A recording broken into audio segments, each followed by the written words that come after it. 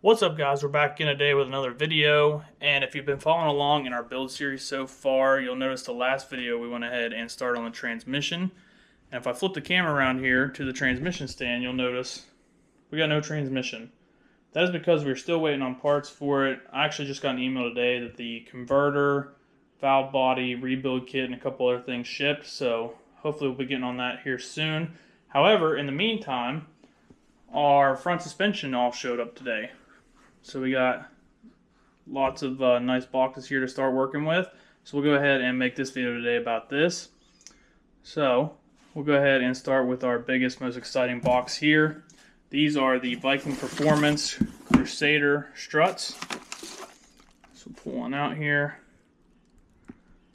Real nice. These are the double adjustable, so we can adjust our compression and rebound separately. So we have that. Our part number is J326HK right there. So we got that. I got my knuckles. They look pretty ugly. These are just the factory ones off the car, so I went ahead and painted them real quick. No big deal there. We move on down to here.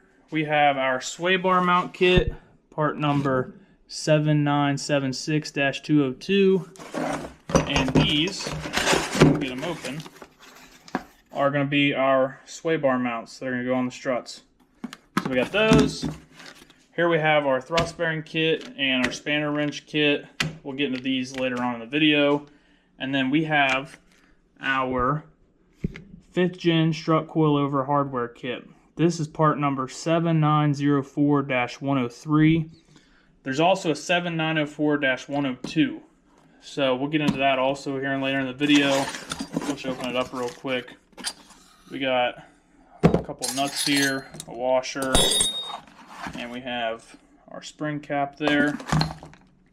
So there's all that. Next on down the line, we have our springs.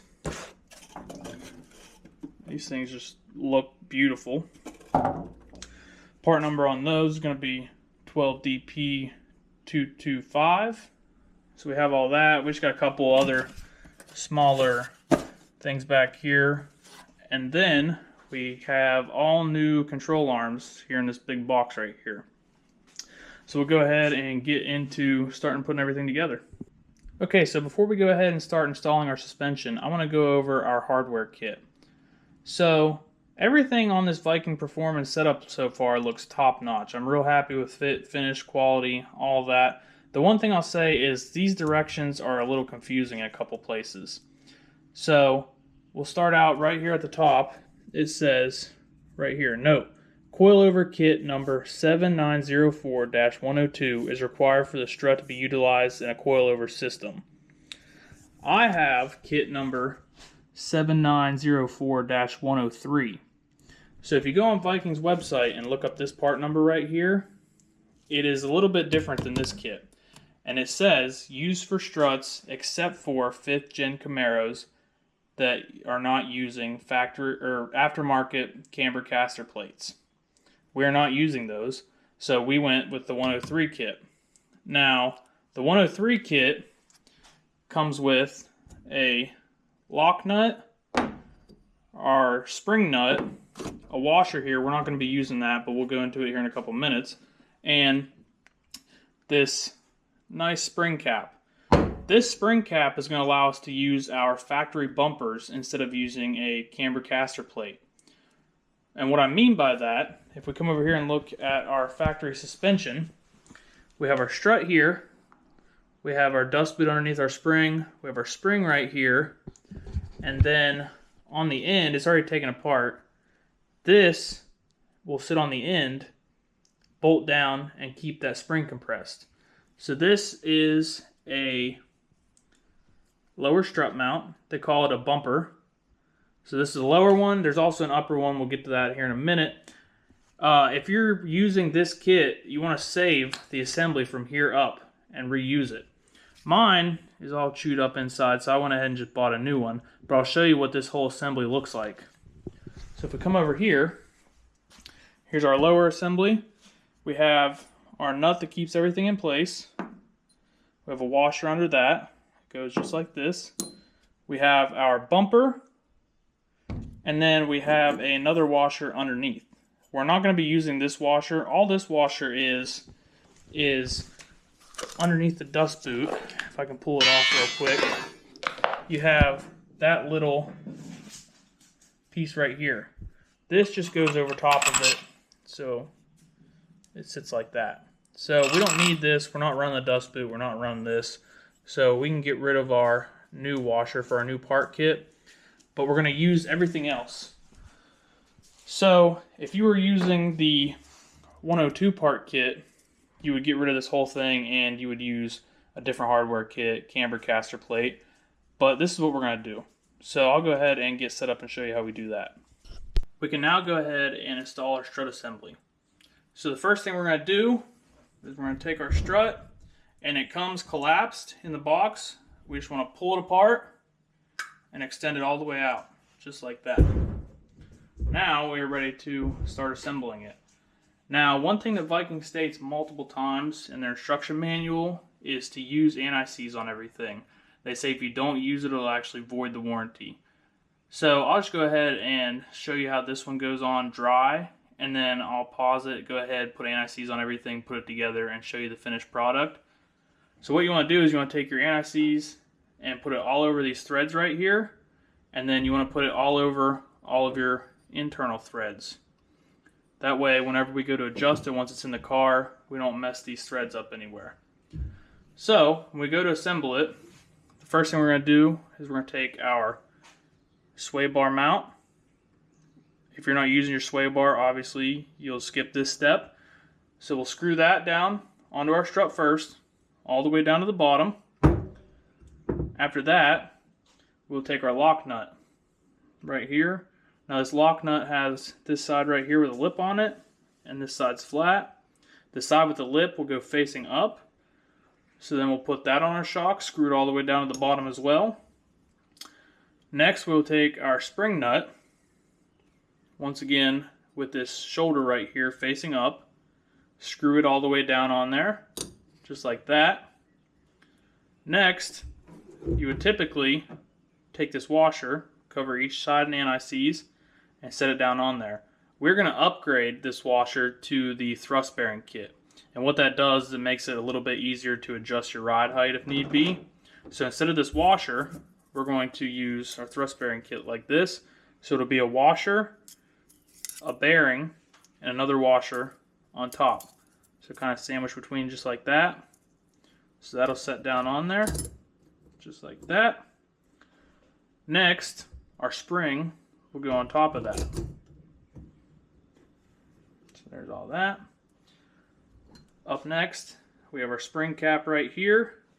You have this little rubber piece that goes inside. So the side with the step will go into the recess, just like that. And then this side with our two steps will go into the top of the spring, just like that. Next, we will take our bottom bumper right here. Here's our new one. And it will set into the top of that cap, just like that. We'll then take this washer right here. You see it's kind of bowl shaped. You want it to go in just like this with the dish side facing up. So that'll sit on top of the bumper just like that. And then lastly, we'll put our nut on top to screw everything together. So like I said, I'll go ahead and put anti-seize on everything and put it all together, and then we'll come back and I'll show you what it looks like after that's all done. So now that everything's all together, that's how it should look right there. One more time, we have our SWAYBAR mount, we have our lock nut, our spring nut, we have our little bearings in between there, our spring, we work our way up, we have our spring cap, our bumper, our washer with our dish facing up, and our nut on top holding everything together. So that's done. You can see we have a nice coating of anti-seize on everything. So that's that. We'll go ahead and put the second one together, and then we can go ahead and put them into the car. We now have both of our coilovers put together. One thing we're going to do before we install them in the car is we're going to change out our SWAYBAR bushings real quick. So here we have our SWAYBAR up in the vise. The old ones are on just like that. I've already taken this side off. We're gonna go ahead and replace the bushing in them. So you'll have your bushing itself right here, and then you'll have this bracket that goes over top of it. Mine was real stuck together, so what I ended up doing was I just held it in the vise just like this, and I took the air hammer and just hit on the bottom of this bracket until it came loose. So we got that off. We're going to be replacing them with these polyurethane bushings. Here's our part number right there. So what we're going to do is, it comes with this pre-lube. We're going to open it up, put a little bit on the sway bar right here. We'll take our bushing. It has that little slot cut in it. We're just going to slide it over the sway bar just like this, and then we'll put our bracket on over top of it like that. Alright, there we go. We got our new sway bar bushing on. It goes on the sway bar just like that. We'll go ahead and get the other one off, change it out, and then we can go ahead and take this and the struts out to the car and start installing them. Okay, we're out at the car. We are now ready to install our coilovers. One thing I want to say before we get started, our power steering rack is already put in, and we have it connected to our steering wheel going through the firewall, so that's already done. And our tie rods are on. I still need to tie those boots up, but everything's on. So I'll get set up real quick and I'll show you how we're going to put these on. It's real simple. Alright, so all we're going to do is take our strut right here. We want this flange right here facing out just like this. We're just going to slide it up through the bottom until it comes through that hole right there, just like that. And then we're going to take our top strut mount. They call this a jounce bumper. I wanted to go ahead and replace mine, but I looked everywhere and could not find a part for this outer rubber ring right here. This one's not in terrible shape. I was going to replace it, but I couldn't find one, so we just put the factory ones back on there. I just painted them up real quick. It's going to set down on there with this dish side facing up. So we're going to set it on there just like that. Put our strut up through the bottom. And then we'll just take our top nut, screw it on there, and then I'll get a wrench and go ahead and tighten this down. Alright, now that we have our coilover on, we're just going to take our knuckle right here. First off, I like to line the tie rod up before I put it on, just think it's a little easier that way. So we'll set it on our tie rod right here. Just put our nut on, finger tight. And then we'll bring it up here, and we'll line our two bolts up through here.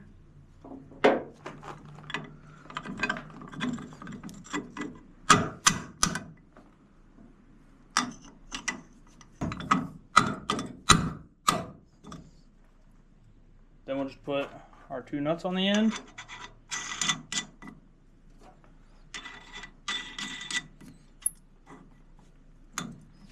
Alright, we're back. It's a couple hours later. As you can see here, we have a couple more things done than when you last saw. That's because I started putting the sway bar on and I ran into a couple issues, so I figured I'd show you guys real quick. So right here, we have our sway bar sitting on there. It's not bolted down or anything. I just have it sitting on the 4 studs right there. So that's on. And then we come around and we connected our links right here.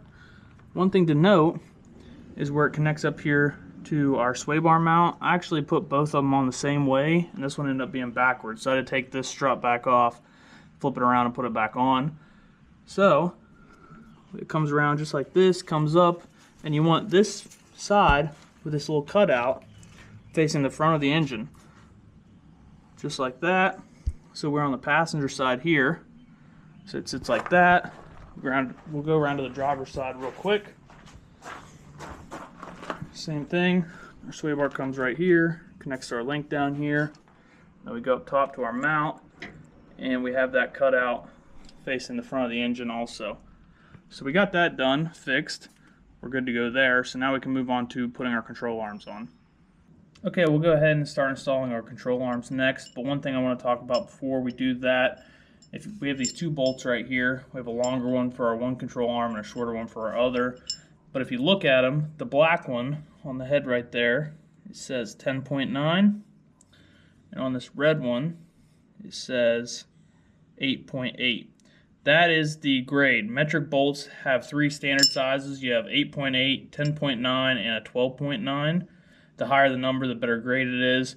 GM uses grade 10.9 bolts for these. I'm not sure where mine are. I can't find them anywhere. I looked everywhere. I don't know what I did with them. So we'll go ahead and use these 10.9 bolts for our shorter one, and we'll just use these 8.8 ones for now. I'll go ahead and order the right grade tonight, and then we'll switch them out later, but this way we can line everything up, and we'll go ahead and get started on that. So we'll take our smaller control arm right here, wedge it in right here, line it up, just like that. We'll run our bolt in.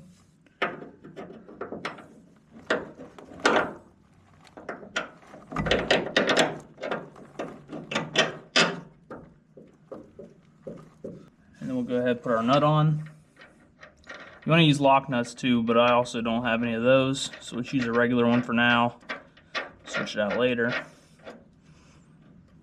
And now, take our other side and line up on our knuckle. Take that nut off, and it'll go in the hole closest to it on the knuckle. So this one goes from the bottom up, just like that. Put our nut on, and then we'll move the camera and do our other control arm. Same thing for our bigger control arm. We want to go with this side facing down though, and we want the whole arm to go over the tie rods. So we'll just line that one up.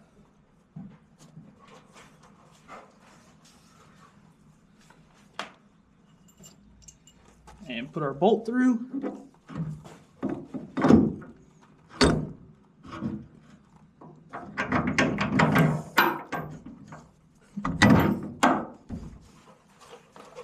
Do our nut on the back side here.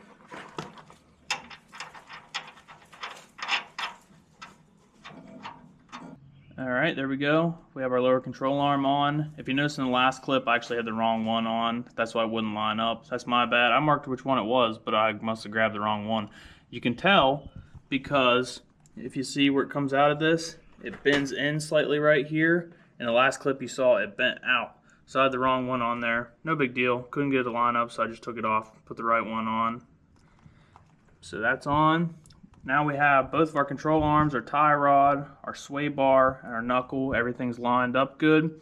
So now we can just go ahead and torque everything down and we'll be good there. Real quick, I'll just go over torque specs and then I'll tighten everything down and come back. So starting out right here with our sway bar brackets, those are going to be 22 foot-pounds. Then we're going to come over to the side right here. We have our end links right here. We're going to tighten those down to 33 foot-pounds top and bottom. We're going to come over here. We have our bolts that connect our knuckle to our strut. Those are going to be 58 foot-pounds plus 120 or 180 degrees, excuse me. Next we have our tie rod nut. That is going to be 22 foot-pounds plus 120 degrees. We then have our two control arms right here where they connect to the knuckle. Those are both going to be 30 foot-pounds plus 90 degrees. Over here on the side, we have these three nuts on our strut, and then up top we have our sway bar mount. So we're going to put two bolts in those two holes right there and tighten those down to 25 foot-pounds. And then we're going to check to make sure that these three are also still at 25 foot-pounds. That's everything right there. The last thing that we would have to do is we need to tighten down our control arms where they mount to the frame right there and right there. We're going to wait till we get the new bolts in to go ahead and tighten those two down. But basically, whenever we do that, what you're going to want to do is you're going to put a jack underneath the knuckle and lift it up to simulate your ride height. And then you're going to take those two bolts and tighten them down to 37 foot-pounds plus 120 degrees. So I'll go ahead and tighten everything down real quick, and then we'll be good to go there. Okay, everything's torqued down and good to go. I went ahead and turned the steering wheel all the way both directions just to make sure nothing hit each other. We're good there. We got nice clearance everywhere. So that's all good. Now we can move on to installing our wheel bearings. Before we do that though, we're going to go ahead and take a little bit of Scotch-Brite and go in here and just make sure clean up all the rust and corrosion, anything in there, make sure our wheel bearing has a nice smooth surface to fit into. So we'll go ahead and do that real quick, and then we can install the bearings. Alright, we have our new wheel bearings. We're ready to install them. Real quick before we do that, we'll just show a difference. These are the new ones, and this is the old one that came out of it. Just a little comparison right there. So these are the V6 and the SS wheel bearings. And as far as I know, all of them have the same diameter right here, so you can interchange pretty much any one you want, put whatever in on the front. The back side they will fit, but I think there's a little bit difference in your axles right here lining up on the back. I don't know too much about it. I'm just doing the front right now, so I didn't look too far into it. But these are part number 259544415. These are the Z28 and I believe the ZL1 1LE performance package hubs. So they say this bearing's a little bit better, and it uses a different grease also, I believe. So we're going to go ahead and put these ones in. So we'll take them out to the car and do that real quick.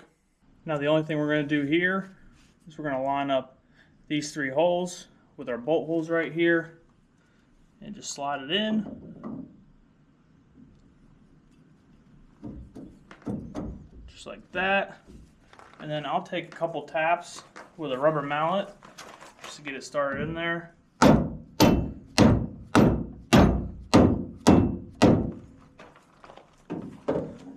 And then we want to take our 16mm socket and run our bolts into the back side, get them started.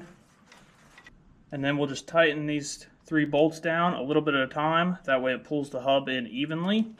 You don't want to do one all at once. So we'll just get it on there, move it a couple times, and then move to our next one. Now that our hub is mated up nice and evenly with our knuckle right here, we can go ahead and tighten our 3 back bolts to 79 foot-pounds. Now that our hub is torqued down, we're just going to go ahead and rotate it, make sure everything spins nice and freely.